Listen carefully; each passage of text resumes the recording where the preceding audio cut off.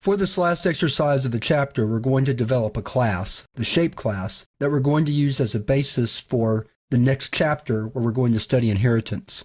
Inheritance is the ability for a class to inherit its instance variables and methods from another class. But before we get into inheritance, let's just take a look at this shape class as one more example of how to write classes in Ruby. So we start off with our definition. For our initialize method, we're going to have two parameters, x and y, because we're going to define a shape in terms of its xy coordinates.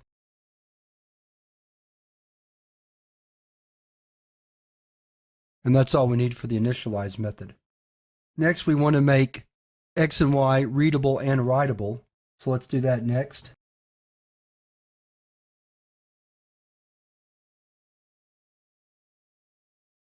Next, we're going to define a toString method that will allow us to examine the state of a shape.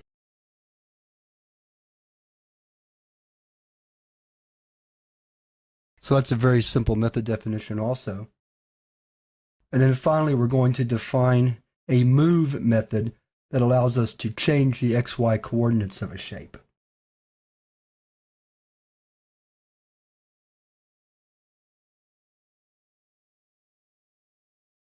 So that ends this preliminary definition of the shape class. Then we can try it out real quick.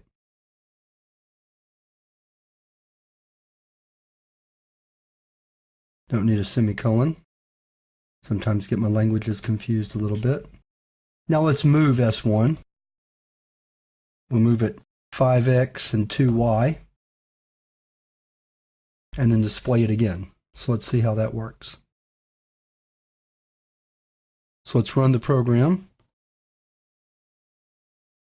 All right, so we see that our xy starts out at 10, 12, and then it becomes 15, 14, because we moved x5 and y2. So let's take one more look at shape. And understand that normally we would not use a shape by itself in, say, a geometrical program or a graphics program. We would always have some type of shape, either a circle or a square or a rectangle. So in a real program, we would not probably use the shape class as is, but it does become a good what's called base class or superclass for types of shapes. And in the next chapter, we're going to talk about how we use inheritance to define types of objects. For example, rectangle is a type of shape. Circle is a type of shape. Or another way to say that is circle is a shape. And so we use inheritance to define is-a relationships. And we're going to see how to do that in the next chapter when we look at inheritance.